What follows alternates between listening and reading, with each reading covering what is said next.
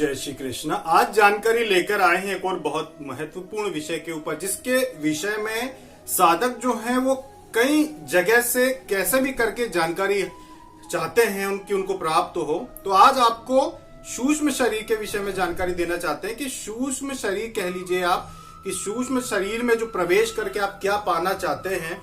आप दिव्य चक्षु कह लीजिए या फिर दृष्टि कह लीजिए या फिर आप थर्ड आई कह लीजिए ये, या फिर दिव्य दृष्टि कह लीजिए। तो ये सब चीजें जो आप करना चाहते हैं, इसी के ऊपर आज जानकारी लेकर आए हैं कि आखिर सूक्ष्म शरीर में जाकर आपको क्या मिलता है और क्या खोते हैं। देखिए, एक बात बता दें आपको कि सूक्ष्म शरीर में जाकर आप जो चीजों को देख सकते हैं या जिन अनुभवों को आप प्राप्त कर सकते हैं वो सिर्फ और सिर्फ ज्ञान के लिए होता है।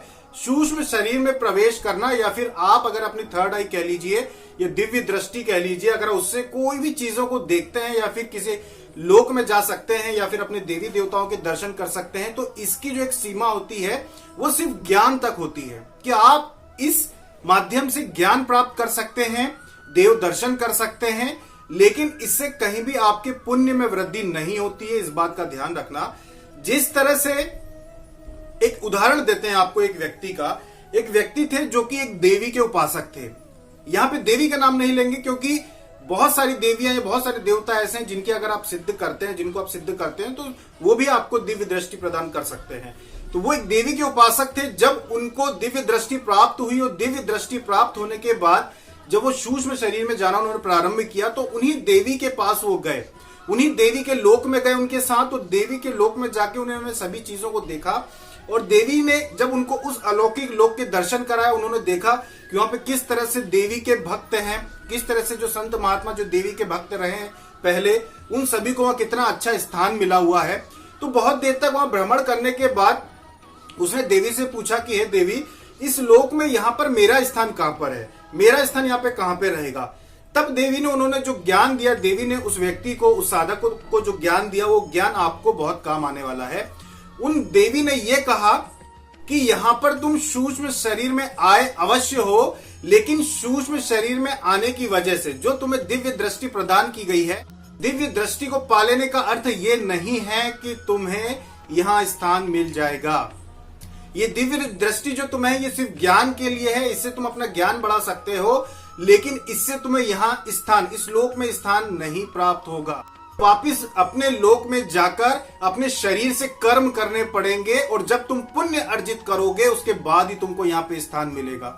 और ये ज्ञान जब उसको मिला, पहले तो दिव्य दृष्टि पाने के लिए, देवी की भक्ति करने के लिए उन्होंने कई महीनों का समय लगाया और बहुत ही कठिन उन्होंने परिश्रम किया था देवी को सिद्ध करने के लिए। और उसके बाद दिव्य दृष्टि तो उन्हें प्राप्त ऐसे ही हो गई। उन्होंने दिव्य दृष्टि के विषय में सोचा नहीं था कि मुझे प्राप्त हो, पर उन्हें प्राप्त हो गई देवी कृपा से। जाप करते थे, जाप करते करते करते करते करते अचानक उनके साथ जो हुआ, यहाँ पे बिल्कुल प्रत्यक्ष अनुभव नहीं बताते किसी को, क्योंकि लोगों को गलत जो दिशा की तरफ नहीं जाने देना है जिसमें उनका समय जो है नष्ट हो। तो उन्हें दिव्य दृष्टि जब प्राप्त हुई और जब उन्हें लोगों के दर्शन हुए, उन्होंने कई देवी देवताओं के दर्शन किए, कई ऐसे सुंदर वनों के उपवन के उन्होंने दर्शन किए जो कि बहुत ही सुंदर थे। लेकिन देवी ने उनको ये ज्ञान कराया कि देखो, ये जो तुम देख रहे हो, ये सब देख रहे हो, ये वही चीजें हैं जो पृथ्वी लोक के लोगों के लिए, जीवात्माओं के लिए यहाँ पे ये चीजें व्यवस्थित है उनकी सोच के अनुसार। यानी कि जैसे कि आप जो सोचोगे, जैसा आपकी कल्पना आप करते हो, वही चीजें आपको दिखाई दे रही हैं कि आप जिस देवी को या देवता को की सेवा करते हो, भक्ति करते हो, उनसे संबंधित ही ये जो चीजें तुमको दिखाई दे रही हैं। इसकी भी एक सीमा है जिस सीमा के ऊपर तुम नहीं जा सकते अभी या नहीं देख सकते। लेकिन तुम्हें जब तुम पुण्य कमाओगे अपने शरीर से, उसके बाद ही तुमको इन लोकों में स्थान मिलेगा। यहाँ सूक्ष्म शरीर में आ जाने की वजह से या फिर दिव्य दृष्टि पा लेने की वजह से तुम्हें यहाँ पर नहीं स्थान मिलेगा और ना ही मोक्ष मिलेगा। इस वचन से, ये जो वचन देवी के द्वारा कहे गए थे, ये कुछ अलग तरीके से बताए गए थे, लेकिन आपको सरल भाषा में समझा रहे हैं जिससे कि आप समझ सकें। क्योंकि जो देवी या देवता होते हैं उनसे जो बातें होती हैं वो कुछ अलग भाषा में होती है, कुछ अलग तरीके से होती है। उनसे बैठ के चर्चाएं नहीं होती है, बहुत ही संक्षिप्त बातें होती हैं, संकेतों में बातें होती हैं, ऐसे बैठ के चर्चाएं नहीं होती है। तो उनका कहने का अर्थ यही था, यही ज्ञान उन्होंने दिया कि दिव्य दृष्टि या सूक्ष्म शरीर की बात करें कि सूक्ष्म शरीर में जाकर आप सिर्फ ज्ञान अर्जित कर सकते हैं कि कैसे कैसे लोग होते हैं, कैसे कैसे देवी देवताओं का रूप होता है, आपकी जो भक्ति है वो बढ़ जाती है, श्रद्धा बढ़ जाती है। तो ज्ञान बढ़ाने के लिए तो वो सही है, लेकिन उससे कहीं भी आपको मोक्ष प्राप्त नहीं होगा। उसके लिए ये जो शरीर है आपका, मनुष्य का शरीर, ये कर्म प्रधान है, तो आपको कर्म करने पड़ेंगे। अगर आपने पुण्य नहीं कमाए हैं, अभी आपने अगर लोक सेवा नहीं की है, अगर आपने दान पुण्य नहीं किया, लोक सेवा नहीं किया, आपने दूसरों की सेवा नहीं की है, तो आपको सूक्ष्म शरीर में अगर आप जाने भी लगेंगे, यहां वहां का भ्रमण करने भी लगेंगे, तो उससे आपको मोक्ष नहीं मिलेगा। एक बात ध्यान रखना कि अगर किसी भी देवी देवता को आप पूजते हो, जो आपके इष्ट देवता हो, और अगर आप उनमें लीन होना चाहते हैं, उनके लोक में जाना चाहते हैं, उनकी सेवा करना चाहते हैं, ज्यादा से ज्यादा समीप जाना चाहते हैं, तो उसका एकमात्र मार्ग है पुण्य। आपको पुण्य कमाने पड़ेंगे। इसलिए जो बहुत बड़े, ऐसा नहीं है कि जो दिव्य दृष्टि होती है या फिर सूक्ष्म शरीर में जाने की जो शक्ति होती है, ये पहले के समय में जो है नहीं होती थी या सिर्फ किताबों में होती है, ऐसा नहीं है। ये समझ लीजिए अब कि आप भारतवर्ष में लाखों की संख्या में जो साधु संत महात्मा होते हैं, जिनके पास दिव्य दृष्टि होती है, जिनके पास सूक्ष्म शरीर में जाने की शक्ति होती है, तांत्रिकों के पास भी होती है, वो भी हासिल कर लेते हैं, और सामान्य लोग भी हासिल कर लेते हैं। छोटे छोटे जो सिद्ध साधक होते हैं गांव गांव में, उनके पास भी दृष्टि होती है, वो सब बता देते हैं। कहीं से भी आप लौट के आओ, उनके सामने जाओ, वो खुद ही बता देते हैं कि आप वहां गए थे, आज वहां से होके आए हो, भले आप किसी को ना बताएं। तो दृष्टि बहुत लोगों के पास होती है, लेकिन जो ज्ञानी होते हैं, जिनको वास्तविक ज्ञान होता है, वो जानते हैं कि ये जो एक चीज होती है कि आप सूक्ष्म शरीर में जाना आना, चीजों को देखना, ये एक स्वप्न मात्र के जैसे होता है। मतलब कि ये कोई आपके पुण्य नहीं है।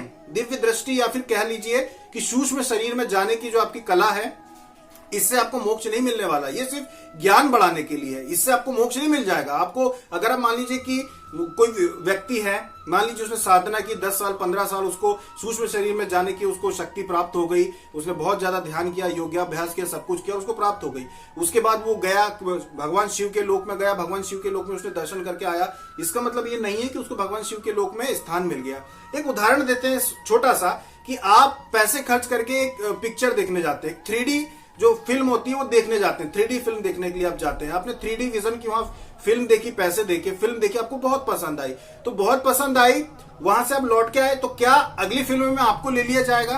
क्या आपको काम दे दिया जाएगा, या फिर आपको वहां जगह मिल जाएगी? अगली जो 3D फिल्म मिलेगी, क्या उसमें आपको जगह मिल जाएगी?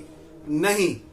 आपको, आपने सिर्फ देखा, उसके लिए आपने पैसे दिए, आपने देखा, वापस घर आ गए, आप वहां से बाहर हो गए, आप उस फिल्म का हिस्सा नहीं है। उसी तरह से सूक्ष्म शरीर में जाके जो चीजें आप देखते हैं, इसका मतलब ये नहीं कि आप वहां के हिस्सा बन गए, आप वापस आ जाते हैं, वहीं पे आपको वहां स्थान नहीं मिलता। तो किसी भी लोक में आपको स्थान नहीं मिलेगा, पुण्य से ही मिलता है। पुण्य करने पड़ते हैं, तब जाकर आपको अन्य लोकों में स्थान मिलता है। और एक बात ध्यान रखना कि सूक्ष्म शरीर में जो चीजें आप देखते हैं, वो वही देखते हैं जो आपके शास्त्रों से संबंधित है, जो ज्ञान दिया गया उसी से संबंधित है। कोई भी ऐसी चीज आपको दिखाई नहीं देगी जो बिल्कुल आपको ये लगे कि ये चीज जो है बिल्कुल शास्त्रों से बाहर। पहली बात। दूसरी बात, एक बात ध्यान रखना कि सूक्ष्म शरीर में जाने की जो कला होती है, जो शक्ति होती है, दिव्य दृष्टि जिसे आप कह लीजिए, थर्ड आई को आप कह लीजिए, ये जो चीज होती है, ये साधकों को एक उपहार स्वरूप मिलती है देवी देवताओं से, एक उपहार के स्वरूप, कि ये आपका एक गहना है जो भगवान ने आपको दिया है, देवी देवताओं ने आपको दिया है। चाहे आप मांगे चाहे ना मांगे, लेकिन जो लंबे समय तक जो साधनाएं करते हैं उनको ये प्राप्त हो जाता है। तो ये कोई बताने वाली चीज नहीं होती, ना ही प्रदर्शन करने वाली चीज होती है, और ना ही इससे किसी प्रकार का अहम करना चाहिए। अहम तो होना ही नहीं चाहिए, क्योंकि ये पुण्य में इसकी गिनती नहीं आती। अगर आपको ये चीज मिल भी जाएगी तो वो पुण्य की गिनती में नहीं है। ना आप बहुत बड़े महर्षि बन जाएंगे, ना महर्षि हो सकते हैं, क्योंकि जो मान लीजिए कि आपको, चलो मान लीजिए कि सूक्ष्म शरीर में आप जाने लगे, बहुत सारे साधक हैं, एक दो नहीं हजारों की संख्या में साधक हैं हमारे संपर्क में, जो अपने अपने अनुभव बताते हैं, सूक्ष्म शरीर में जाते हैं, व्हाट्सएप पे पूरी जानकारी देते हैं, सब कुछ बताते हैं। लेकिन उन सभी को उनकी जो मन स्थिति होती है वो नियंत्रण में है। वो जानते हैं कि ये सिर्फ एक ऐसा उपहार जो भगवान ने दिया है, ये कोई ऐसा नहीं है कि वो महर्षि बन गए। तो ये लोग हमेशा दूसरों का सम्मान अभी भी करते हैं, ये शक्ति आने के बाद भी सम्मान करते हो, करना चाहिए। जैसे मान लीजिए कि एक व्यक्ति, साधारण व्यक्ति जो घर में रहता है, वो सूक्ष्म शरीर में जाने लगा। मान लो उसने साल भर बहुत प्रयास किया, योगाभ्यास किया, और योगाभ्यास करने के बाद उसको दिव्य दृष्टि प्राप्त हो गई, वो सूक्ष्म शरीर में जाता है, चीजों को देख लेता है, सब कुछ चीजें कर लेता है। उसके बावजूद भी उससे ज्यादा पुण्यवान वो व्यक्ति होता है जो कहीं पे भागवत कथा करता हो, या किसी मंदिर में रोजाना जाके पूजन पाठ करता हो, मंदिर का कोई ब्राह्मण होगा, वो ज्यादा महान व्यक्ति होता है बजाय एक व्यक्ति के जो सूक्ष्म शरीर में जा सकता हो। क्यों? क्योंकि ये तो एक मामूली सी कला है जो भगवान का उपहार होता है, लेकिन ये कर्म होते हैं। जो व्यक्ति प्रतिदिन मंदिर में जाके पूजा पाठ करता है, ये उसके कर्म है। नेक कर्म से ही आप जो है महान कहलाते हैं। किसी सिद्धि या शक्ति से महान कभी नहीं कहलाते। इस बात को ध्यान रखना। और ये भी आपको बताते हैं कि कुछ साधक जैसे पूछ रहे थे कि अगर मान लीजिए कि हमें सूक्ष्म शरीर में जाने की शक्ति मिल गई, हमें दिव्य दृष्टि प्राप्त हो गई, तो क्या दूसरे लोग जो है वो अगर हम प्रदर्शन ना भी करें तो क्या लोग जो है वो हमें नुकसान पहुंचा सकते हैं या उन्हें पता चल जाएगा? तो एक बात आपको बता दें कि अगर आपके गुरु सही है, अगर आपके गुरु सही हैं, अगर आपके गुरु ने आपको सही तरह से शिक्षा दी है, तो वो आपको ये भी सिखाएंगे कि आपकी जो भी सिद्धियां हैं, जो भी शक्तियां हैं, उनका बंधन कैसे किया जाता है। अगर किसी की दिव्य दृष्टि है, किसी के पास है, कोई तांत्रिक है, कोई दुश्मन है जो आपको नुकसान पहुंचाना चाहता है, और कोई तांत्रिक है जिसके पास दिव्य दृष्टि है, या फिर कह सकते हैं कि सूक्ष्म शरीर में, सीधे सीधे कहिए कि सूक्ष्म शरीर में जाने की शक्ति है, तो सूक्ष्म शरीर में जाने की अगर उसकी शक्ति है और वो सेकंड के भी 100वें हिस्से में वो उसके घर में बैठे बैठे आपके घर में आके देख सकता है, तो एक बात ध्यान रखना कि अगर आपके गुरु सही हैं तो वो वही देख पाएगा जो आप दिखाना चाहेंगे। ये सत्य है। अगर आपके पास दिव्य दृष्टि है, अगर आपके पास सूक्ष्म शरीर में जाने की शक्ति है, और अगर आपके गुरु सही है, तो आपके गुरु आपको ये कला भी सिखाएंगे कि आपका खुद का बंधन कैसे किया जा सकता है। दुनिया का कोई तांत्रिक ये नहीं देख सकता कि आपके पास दिव्य दृष्टि है, या फिर आप सूक्ष्म शरीर में जा सकते हैं, या फिर आपको कौन से देवी देवता सिद्ध होते हैं, वो वही देखेगा जो आप दिखाना चाहेंगे। ये अगर आपके गुरु ने आपको सिखाया है तो ये पूरी कहते हैं कि साधना का मार्ग, साधना के मार्ग में बहुत सारी चीजें हैं। एक चीज को देखकर कभी ये मत सोचना कि यही जो है फाइनल डेस्टिनेशन है, या यही पूर्णतः जो लक्ष्य हमको पाना है, कि भाई हमें तो सूक्ष्म शरीर में जाना है, चीजों को देखना है, बस यही हमारा अंतिम लक्ष्य है। ये अंतिम लक्ष्य नहीं है, क्योंकि ये जो है मोक्ष का मार्ग नहीं है, और नहीं प्रभु भक्ति में ये विचार करके चलना चाहिए। ये तो एक उपहार है जो अपने आप मिल जाता है। तो अपने आप को बांधना भी आना चाहिए। अगर किसी के पास दृष्टि खुल जाती है, कोई भी व्यक्ति आपको, कोई भी तांत्रिक आपके बारे में देखना चाहेगा, उसको आप जो चाहेंगे वो दिखाई देगा। वो आपको देखना चाहेगा, उसको दिखाई देगा उज्जैन के महाकाल। वो आपका स्थान को देखना चाहेगा, उसको दिखाई देगा ओमकारेश्वर के शिव मंदिर दिखाई देगा। मतलब आप जो दिखाना चाहें उसको वही दिखाई देगा। आप उसको दिखाना चाहेंगे कोई जंगल में कोई पेड़ दिखाई दे कि वहां पे कोई सिद्धि है, कोई शक्ति, वही आपकी सिद्धि, तो उसको वो दिखाई देगा। तो ये जो संत महात्मा होते हैं, जो सिद्ध पुरुष होते हैं, ये अपना बंधन करके रखते हैं। दुनिया का कोई तांत्रिक इनकी वास्तविकता को नहीं देख सकता। वो जो दिखाना चाहेंगे वही तांत्रिक देखेगा, और तांत्रिक वही बखान करेगा कि भाई ये जो महात्मा है, इसके पास तो दृष्टि भी नहीं है, इसके पास तो कोई देवता भी नहीं है, ये जो महात्मा है ये तो बस ऐसा ही है, ये तो नकली है, या ये है वो है। तो ऐसे तांत्रिक जो होते हैं वो ऐसा बोलेंगे क्योंकि उनको वही दिखाई देगा। क्यों? क्योंकि वो जो महात्मा होते हैं उन्होंने खुद का बंधन करके रखा है। आपने भी बहुत सारे महात्माओं के बारे में सुना होगा, या है भी, अभी भी बहुत सारे महात्मा हैं, बहुत सारे साधु महात्मा हैं जो समाज के बीच में रहते हैं, लोगों की सेवा करते हैं, लोगों को सहायता करते हैं, लोगों को ठीक भी करते हैं। बहुत सारे लोग हैं, तो आपने उनके बारे में भी देखा होगा। लेकिन आपने ये भी जाना होगा कि उनके बारे में लोग बता नहीं पाते। ये जानते हैं कि चलो ये सामाजिक व्यक्ति भी है, आध्यात्मिक व्यक्ति भी है, लोगों की सेवा भी करते हैं, ये महात्मा भी हैं, सब कुछ है, लेकिन उनके बारे में जानना दूसरे लोग देख नहीं पाते। आपने देखा होगा, महसूस किया होगा, बहुत सारे ऐसे जो महात्मा थे जिनसे हम मिले, जिन्होंने अपना ज्ञान जो वो देना चाहते थे उन्होंने दिया, और हम बैठ के बस चुपचाप सुनते रहते थे। जितने भी साथ में लोग जाते थे जब बैठ के सुनते रहते थे, लेकिन उनके बारे में पता लगाना ये नामुमकिन था। कभी नहीं देख पाए कि इनको क्या क्या सिद्धियां इनको प्राप्त है, या क्या क्या सिद्धियां इन्होंने हासिल करके रखी है। और जो गुरु होते हैं उनका एक कर्तव्य होता है अपने शिष्य को समझाने का कि तुम्हें क्या क्या करना चाहिए, क्या क्या नहीं करना चाहिए जीवन में। तो इसीलिए हर गुरु अपने शिष्य को ये बात सिखा के रखता है कि कैसे खुद का बंधन करें।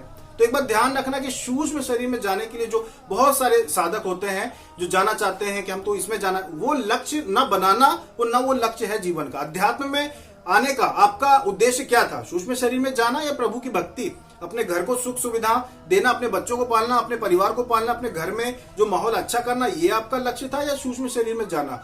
सूक्ष्म शरीर में जाना, एक बात समझ लेना कि एक ऐसी काल्पनिक दुनिया है जिसमें आप जाइए, आपको दर्शन भी होंगे, मानते हैं, अलग अलग लोकों में भी जा सकते हैं, मानते हैं, लेकिन उससे आपको पुण्य 0 मिलता है। वो पुण्य में गिनती नहीं होती। पुण्य में तो सिर्फ इस शरीर से जो कर्म करेंगे वही पुण्य में गिनती होती है। सूक्ष्म शरीर से किए गए कोई भी कर्म, कहीं भी घूम रहे हैं आप, भटक रहे हैं वहां, वो पुण्य में गिनती नहीं होती, क्योंकि ये शरीर इसीलिए बना है। ये कर्म योनि है आपकी, कर्म करना पड़ेगा आपको, तो ही आपको मोक्ष मिलेगा। इसलिए ये जो आप सूक्ष्म शरीर के चक्कर में पड़ रहे हैं या उसी विषय में बातें करते हैं, उस विषय में ना जाएं आप, क्योंकि उस विषय में अगर आप जाएंगे तो भटकेंगे तो आपकी भक्ति से आप दूर हो जाएंगे।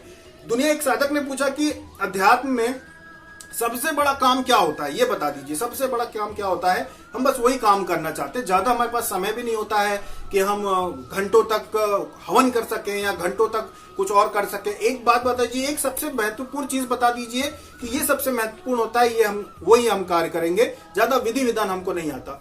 तो हमने उनको यही कहा कि ब्रह्मांड में सबसे बड़ा जो काम होता है वो होता है मंत्र का जप। मंत्र जप से बड़ा कोई काम नहीं होता। ऐसा कोई काम नहीं होता जिसके लिए आपको घर से बाहर जाना पड़े, किसी के पास जाना पड़े, किसी आश्रम में जाना पड़े या किसी व्यक्ति के पास जाके और लाखों रुपए देने पड़े कि 5 लाख ले लो, 10 लाख ले लो और हमें कोई सिखा दीजिए। कुछ करने की आवश्यकता नहीं है। सबसे बड़ी चीज होती है जप। एक बात ध्यान रखना, मनुष्य जीवन बहुत छोटा है।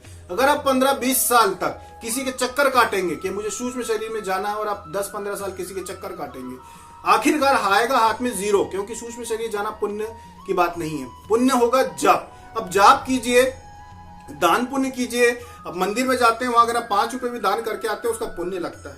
अब तीर्थ स्थान पे जाते हैं, वहां पे आप 5 रुपए का दान करते आते हैं, उसका पुण्य लगता है। वही है भक्ति। भक्ति को समझिए और भक्ति के मार्ग पे चलिए। तो सूक्ष्म शरीर में जाना यानी कि एक प्रकार का ये समझ लीजिए कि एक आप फिल्म देख रहे हैं, वो फिल्म देख के वापस जब आप इस शरीर में आ जाएंगे तो कर्म आपको ही करना ही पड़ेगा। कर्म करेंगे, पुण्य कमाएंगे, तभी मृत्यु के बाद की आपकी जो यात्रा रहेगी वो सुखद होगी। एक बात ध्यान रखना कि आपकी कमाई मनुष्य शरीर में पुण्य है। पुण्य कमाना बहुत आवश्यक है और पुण्य कमाने के लिए आपको भक्ति तो करनी है। पुण्य कमाने के लिए आपको दान पुण्य करना पड़ेगा। दान पुण्य का मतलब ये नहीं है कि सिर्फ धन दान से होता है। दान का मतलब ये भी होता है कि आप सेवा दान कीजिए। सेवा दान भी होता है, लोगों की सेवा कीजिए, वो बहुत बड़ा दान होता है। लोगों की सेवा करेंगे तो आपके पुण्य अपने आप इतने ज्यादा हो जाएंगे कि कहीं भटकने की आवश्यकता नहीं पड़ेगी। आप क्या चाहते हैं? मृत्यु के बाद जैसे ही आपकी मृत्यु होती है तो आपको आपके संबंधित देवता या संबंधित देवी जिनके भी आप भक्त हैं वो लेने आए या फिर आप यहां वहां भटकते रहें? क्योंकि एक बात ध्यान रखना, जब तक आपका ये शरीर है जब तक ही आप कर्म कर सकते हैं और वही कर्म की गिनती होती है, बाकी किसी चीज की गिनती नहीं होती है। इसीलिए अपना जो ध्यान है यहां वहां ना भटकाएं और सूक्ष्म शरीर में जाना है, दिव्य दृष्टि पाना है तो ये सिर्फ इसी को लक्ष्य बना के ना चलें, भक्ति को लक्ष्य बना के चलें। ये चीज तो उपहार स्वरूप मिलती है आपको, उपहार के स्वरूप आपको मिलेगी। अगर आप वो चीज को चाहते हैं तो चाहिए, बिल्कुल चाहिए, लेकिन एक बार ध्यान रखना कि वो भी करिए। अगर आपको सूक्ष्म शरीर में जाना ही है, अगर आपको दिव्य दृष्टि पाना ही है, ठीक है, उस पर मेहनत कीजिए, पर याद रखना कि आपका मुख्य उद्देश्य अध्यात्म के मार्ग में पुण्य कमाना है। इस बात को ध्यान रखना, पुण्य कमाना मुख्य उद्देश्य होना चाहिए। पुण्य नहीं कमाएंगे, जाप नहीं करेंगे तो सब निरर्थक है, सब व्यर्थ है, कोई मतलब नहीं। बड़े बड़े महात्मा हुए, बड़े बड़े संत हुए, जिनकी पीढ़ियां निकल गई, जिनका स्वर्गवास हो गया, उनके बाद उनके आश्रम या उनकी संस्था पीढ़ियां निकल गई, 2-2, 3-3 पीढ़ियां निकल गई, उसके बावजूद कोई क्यों नहीं कहता आपको कि सूक्ष्म शरीर में जाओ? क्यों उन्होंने नहीं कहा? आपने उनके प्रवचनों में, आपने कई प्रवचन बड़े बड़े महात्माओं को सुने होंगे, आखिर वो क्यों नहीं बोलते कि सूक्ष्म शरीर में जाओ या जाना चाहिए? क्यों नहीं बोलते? क्योंकि उनको ब्रह्म ज्ञान था, जिसे परम ज्ञान कहते हैं, उन्हें ज्ञान था कि वो मार्ग सही नहीं है। वहां पे ना तो वो पुण्य की गिनती होती है और ना ही उस मार्ग से किसी को मोक्ष मिल सकता है। भक्ति, जाप, दान, पुण्य समाज में रहकर आप करेंगे, वही सही मार्ग है। इसीलिए कोई भी संत महात्मा नहीं कहता है कि ऐसा करो, क्योंकि इस दुनिया में 2 प्रकार के ज्ञानी होते हैं, एक टुच्चा ज्ञानी और एक ब्रह्म ज्ञानी। टुच्चा ज्ञानी वो होता है जो ये कहता है कि भाई 5 लाख रुपए दे दो या 50 लाख रुपए दे दो, मैं तुम्हें सूक्ष्म शरीर में प्रवेश करा देता हूं। वो भले ही आपको 2 साल 10 साल तक आपको अभ्यास कराते रहे, वो बोलेंगे 50 लाख दे दो, मैं आपको सूक्ष्म शरीर में प्रवेश करा देता हूं। ये टुच्चा ज्ञानी। ब्रह्म ज्ञानी कौन? जो भगवान की सेवा करता है, जो रोज ब्राह्मण है, जो रोज मंदिर में जाके भगवान की सेवा करता है, भक्ति करता है, जाप पुण्य करता है, भगवत कथा करते हैं, जो भगवान की भक्ति की बात करते हैं, वो ब्रह्म ज्ञानी। अब टुच्चा ज्ञानी क्या बोलेगा? अरे वो ब्रह्म ज्ञानी, उसकी तो दृष्टि ही नहीं खुली है, अरे देखो वो तो सूक्ष्म शरीर में जा ही नहीं पा सकता, वो तो ढोंगी है, पाखंडी है। जबकि टुच्चा ज्ञानी पाखंडी होता है।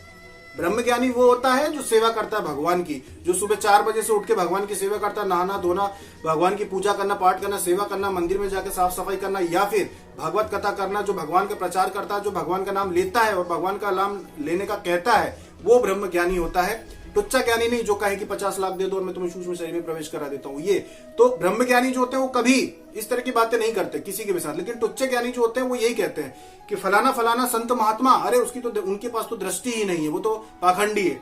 एक बात ध्यान रखना, सूक्ष्म शरीर में जाने की शक्ति या फिर अगर किसी संत महात्मा के पास दिव्य दृष्टि ना भी हो का मतलब ये नहीं है कि वो पाखंडी हो गए। कर्म प्रधान होते हैं। एक बात ध्यान रखना, अपने धर्म में, सनातन धर्म में कर्म प्रधान कहा गया है। कर्म प्रधान को देखना चाहिए कि कौन व्यक्ति क्या है। समाज में बहुत सारी ऐसी संस्था है जो, अब जैसे गायत्री परिवार है, कितनी बड़ी संस्था, वो कितना अच्छा काम, कितने लोगों का जीवन बदला, कितने लोगों को ज्ञान दिया। तो यदि उस संस्था को संभालने वालों की दृष्टि नहीं खुली होगी तो क्या वो पाखंडी है? आपको लगता है क्या वो पाखंडी है? नहीं है। तो दृष्टि का किसी के पाखंड से कोई संबंध नहीं है। जो टुच्चे ज्ञानी होते हैं, जो पैसे की जिनके अंदर भूख होती है, वो लोग संत महात्माओं के ऊपर या ऐसे अच्छे लोगों के ऊपर उंगली उठा सकते हैं सिर्फ एक चीज को माध्यम बना के कि देखो उसकी तो दृष्टि नहीं है। भले उनको ये नहीं पता कि उनका बंधन है और वहां घुस नहीं सकते आप, या पता नहीं लगा सकते, देख नहीं सकते वहां पे, तो ऐसा हो सकता है। लेकिन फिर भी ऐसा बहुत बड़ा बाजार तैयार है और तैयार होगा, आगे भविष्य में भी होगा, जो लाखों रुपए लेके आपको सूक्ष्म शरीर में जाने की बात करेंगे, और पहले से भी करते आ रहे हैं। लेकिन ऐसे लोग जो हैं वो बहुत सूक्ष्म स्तर पे हैं, मतलब कि इन लोगों को ज्यादा उतनी प्रसिद्धि नहीं मिली देश में और ना कभी मिलेगी। तो ऐसे लोग जो होते हैं लूटने वाले, उनको ज्यादा प्रसिद्धि नहीं मिल पाती। लेकिन जो लोग अच्छे कार्य करते हैं, जैसे साहब संत महात्मा जो लोग हैं, जो भगवान की भक्ति करते हैं और भक्ति की बात करते हैं और प्रचार प्रसार करते हैं, ऐसे जो लोग होते हैं वो बहुत जल्दी प्रसिद्धि पा जाते हैं, क्योंकि वो सही रास्ते पे चल रहे होते हैं। तो उनकी प्रसिद्धि भी उतनी ज्यादा होती है। इतने ज्यादा बड़े बड़े जो इनके आश्रम चल रहे हैं, बड़ी बड़ी संस्थाएं चल रही हैं, वो खुद नहीं है मालिक, वो खुद मालिक नहीं है, सार्वजनिक ही है। वो तो उनका स्वर्गवास हो चुका, उनकी आने वाली पीढ़ियां चला रही हैं। गायत्री परिवार है, जैसे कि वृंदावन में आप चले जाएंगे, वृंदावन में भी आपको कृपालु महाराज जी की जो स्थान है वहां पे आप चले जाइए। तो ये जो लोग हैं, इन्होंने धर्म के लिए बहुत कुछ किया है, इन्होंने अपनी संस्कृति के लिए बहुत कुछ किया है। और कोई नहीं बताता कि इनके पास क्या शक्तियां थी। कोई बात करता है उस विषय में? नहीं। और क्या उन्होंने खुद ने कभी कहा? नहीं। क्योंकि कर्म प्रधान जो है, ये पृथ्वी जो है वो कर्म प्रधान ही है, कर्म प्रधान को ही मानती है। तो आप भी कर्म प्रधान पे जाएं। सूक्ष्म शरीर और थर्ड आई और ये जो चीजें हैं, ये आपको लूटेंगी, आपकी जेब काटी जाएंगी, आपकी जेब को खाली किया जाएगा। इससे कहीं भी पुण्य आपको नहीं मिलने वाला, एक बात ध्यान रखना। और ये जेब काटने वाले जो लोग हैं, ये आपके साधु महात्माओं को, आपके ग्रंथों को, सभी को गाली दे सकते हैं या बुरा बोल सकते हैं। एक बात ध्यान रखना, दृष्टि किसी भी साधु या महात्मा की दृष्टि खोलना, ये कथावाचक है या आपके क्षेत्र के कोई ब्राह्मण है या कोई महात्मा है, तो जरूरी नहीं है कि उनकी दृष्टि खुली हो। कर्म प्रधान होता है, कर्म से उनके अंदर इतना तपोबल होता है कि वो आपके सर पे हाथ रख देंगे तो आपका कल्याण हो जाएगा। उनके हाथ रखने से ही आपके बच्चे सद्मार्गी हो जाएंगे। तो ये इन कर्म प्रधान ही होता है, बाकी सब ढोंग है। क्योंकि अगर कोई चीज सत्य होती तो कब का हमारा धर्म खत्म हो चुका होता। धर्म है क्योंकि कर्म प्रधान, ये जो प्रकृति है वो कर्म प्रधान है। जितने अच्छे कर्म होंगे उतना अच्छा धर्म का प्रचार होता है। तो हमारा जो सनातन धर्म है, इसमें कर्म को प्रधानता दी गई है। तो आप अच्छे कर्म करें, पुण्य कमाएं, जप करें, हवन करें, भक्ति करें, तो इससे सब कुछ अच्छा होगा आपके जीवन में और आप आगे बढ़ेंगे। बाकी चीजों को उपहार स्वरूप समझ लें आपके। अगर आपको सूक्ष्म शरीर में जाना है तो भगवान जो है वो आपको उपहार प्रदान करेंगे, ये समझ के आप चलें। या फिर निःशुल्क बगैर पैसे लिए अगर आपको कोई कहता है कि भाई मैं आपको योग सिखाता हूँ या आपको मेडिटेशन सिखाता हूँ या फिर आपको सूक्ष्म शरीर में जाने की कला सिखाता हूँ या आपको किसी प्रकार की कोई सेवा करता हूँ, जैसे होंगे बहुत सारे लोग, हम तो नहीं जानते पर होंगे बहुत सारे लोग। तो अगर ऐसा कोई बिना पैसे के कोई सेवा भाव से अगर आपको सिखाना चाहता है तो आप सीखिए, कोई इसमें दोष नहीं है। लेकिन अगर कोई ये कहे कि संत महात्मा चोर है या ऐसे कोई महात्मा या कथावाचक जो हैं, अगर उनके पास दृष्टि, दिव्य दृष्टि नहीं है तो ये लोग पाखंडी है, चोर है, तो ऐसे लोगों को बिल्कुल भी अनदेखा कर देना चाहिए। क्योंकि इनका जो मुख्य उद्देश्य होता है वो पैसा होता है। ये कर्म प्रधान नहीं होते, ये कर्म को मानते भी नहीं है, ना ये कर्म को मानते हैं, ना इनका रहन सहन वैसा होता है। ये 7 दिन में 1 दिन नहाते हैं और 6 दिन तक जो है इधर उधर की फालतू बातें करते हैं। ऐसे लोग जो है वो कभी भी आपको धर्म के मार्ग पे नहीं चला सकते। धर्म के मार्ग पे वही चला सकता है जो प्रतिदिन स्नान करता हो, भगवान की भक्ति करता हो, भगवान की सेवा करता हो, और जिसपे कर्म ऐसे हो जो लोक सेवा के लिए होता हो, ये लोग कहलाते हैं।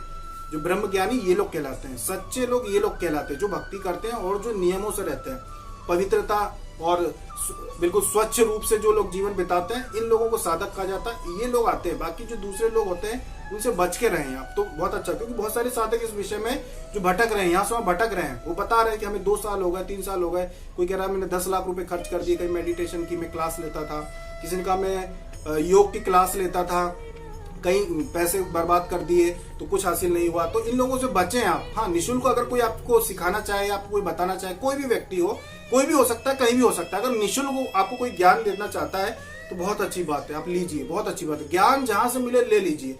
ज्ञान देने वाला जो व्यक्ति होता है वो गुरु समान होता है। वो फिर कैसा भी हो, कुछ भी हो, चाहे वो नाम कुछ भी लिखता हो, चाहे वो भगवा पहनता हो, चाहे ना पहनता हो, कोई फर्क नहीं पड़ता। अगर कोई निःशुल्क सेवा कर रहा है, समाज सेवा कर रहा है, तो बहुत अच्छी बात है। ऐसे व्यक्ति से बिल्कुल ज्ञान लेना चाहिए और ऐसे व्यक्ति से ज्ञान लीजिए, अवश्य लीजिए। बाकी ऐसे लोग जो लोग जल्दबाजी करते हैं अध्यात्म के मार्ग पे वो बचें। कुछ लोग बोलते हैं कि एक दिन में हमें दृष्टि खोल दीजिए, ऐसा कुछ कर दीजिए कि दृष्टि खोल दीजिए। एक बात बता दें कि मानसिक स्थिति बिगड़ सकती है अगर आपके अंदर तपोबल नहीं है, अगर आपका रहन सहन सही नहीं है, और अगर आप कहीं जाके एक दिन में खुलवाना चाहें कि एक दिन में हमें दृष्टि खुल जाए, तो ये मुमकिन नहीं है। इसमें मानसिक बहुत सारी तकलीफ आ सकती हैं। अगर आपको इस विषय में ज्यादा जानकारी चाहिए तो आप जो बड़े बड़े संस्थान चल रहे हैं वहां पे जाके आप जानकारी लीजिए। पैसे सब जगह नहीं लेते, सिर्फ जानकारी को कोई पैसा नहीं लेगा, सिखाने के पैसे लिए जाते हैं। तो अब जाके जानकारी लीजिए, पुराने इतिहास को आप खंगालिए कि क्या हुआ। पहले के जो आश्रम, कई प्रकार के आश्रम चला करते थे, तो जिन लोगों ने सूक्ष्म शरीर में जाने की जल्दी की उनके साथ क्या हुआ, कैसे हुआ, इसके आपको गहन यहाँ पे हम खुल के नहीं बता सकते क्योंकि किसी को ठेस नहीं पहुंचाना चाहते, इसलिए खुल के नहीं बता सकते। लेकिन जो सूक्ष्म शरीर में जाने की जिन लोगों ने जल्दबाजी की उनके साथ क्या हुआ, ये आपको वहीं जाके जानकारी पता चलेगी। क्योंकि कुछ लोग भाग्यशाली होते हैं जिनकी दृष्टि, जिसे कहते हैं दिव्य दृष्टि, आसानी से खुल जाती है। उनको कुछ, उनके साथ कुछ गलत नहीं होता क्योंकि उनके पहले जन्म के कर्म ऐसे होते हैं, उनका तपोबल ऐसा होता है। उनका जो तपोबल होती है, जीवात्मा होती है, वो इतनी पवित्र पहले से होती है, या वो बना लेते हैं कि उनकी जल्दी खुल जाती है। उनके साथ नहीं होता। लेकिन सबका तपोबल तो एक जैसा नहीं होता। आपको तो नहीं पता कि पूर्व जन्मों में आपने कैसे कर्म किए थे और अभी आपका तपोबल कैसा है, इसलिए सभी पे इसका एक जैसा परिणाम नहीं होता है। अगर शक्तिपात किसी के ऊपर भी होता है तो उसका रिजल्ट एक जैसा सब पे नहीं आता है। किसी के तपोबल अच्छा होता है, किसी का कमजोर होता है, किसी को 1 साल में सफलता मिल जाती है, किसी को 10 साल में भी नहीं मिलती। सबके अपना अपना तपोबल होता है। तो आप ज्ञान सभी से लीजिए, उसमें कोई बुराई नहीं है। बस ये है कि पैसे, लाखों रुपए की फीस देकर कहीं भी फंसने से बचें और इस सत्य को समझें कि जीवन में कर्म प्रधान रहें। कर्म सबसे महत्वपूर्ण होते हैं। बाकी चीजें तो ऐसी हैं कि उपहार स्वरूप आप ग्रहण कर सकते हैं, फिर ज्ञान बढ़ाने के लिए आप दूसरी चीजें कर सकते हैं, कोई दोष नहीं है, पर सिर्फ ज्ञान बढ़ाने के लिए मुख्य है कर्म प्रधान। इस बात का ध्यान रखें। अभी तक के लिए इतना ही। जय श्री कृष्ण।